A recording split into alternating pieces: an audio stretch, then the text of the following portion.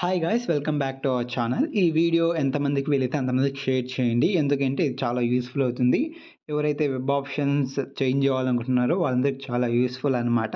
Share అయితే చేయండి. And అలాగే నేను చేసే కంటెంట్ మీకు యూస్‌ఫుల్ అనిపిస్తే సబ్స్క్రైబ్ అయితే చేసుకోండి. అండ్ అలాగే మన వీడియోని లైక్ చేయండి. అండ్ అలాగే మీ ఫ్రెండ్స్ కూడా షేర్ చేయండి.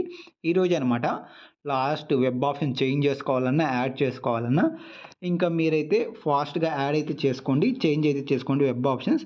అండ్ అలాగే మీ ఆప్షన్స్ అన్నీ యాడ్ చేసుకున్న తర్వాత సేవ్ అయితే మస్ట్ అండ్ షుడ్‌గా నొక్కండి. మళ్ళీ ఇంకొకసారి సేవ్ అండ్ ప్రింట్ కూడా నొక్కండి. మళ్ళీ సేవ్ అవుతాయి. మళ్ళీ ప్రింట్ వస్తుంది. అండ్ అలాగే ఫైనల్‌గా మీరు అన్ని కాలేజెస్ అనుకున్న తర్వాత ఫ్రీజ్ బటన్ అయితే ఖచ్చితంగా నొక్కండి. ఇన్ కేస్ ఇవి ఆటోమేటిక్‌గా ఫ్రీజ్ కాకపోయినా మీరైతే ఫ్రీజ్ చేసేయండి ఇంకా చేంజ్ లాకోకుండా.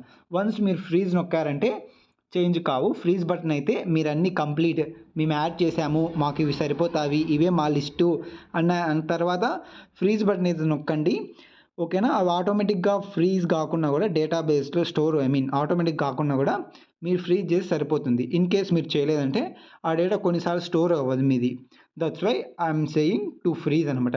ఏంటి ఇందాకంట ఫ్రీజ్ చేయొద్దన్నావు ఇప్పుడు ఫ్రీజ్ చేయమంటున్నావు అంటే అది ఎందుకంటే అప్పుడు మీరు ఫ్రీజ్ చేస్తారు. మళ్ళీ మీ ఆలోచనలు మారతాయంటాయి కదా! That's why I am saying not freeze చేయకండి అని. ఇప్పుడైతే మీ ఆప్షన్స్ అన్నీ మీరు అనుకున్న తర్వాత ఫ్రీజ్ అయితే చేసేయండి.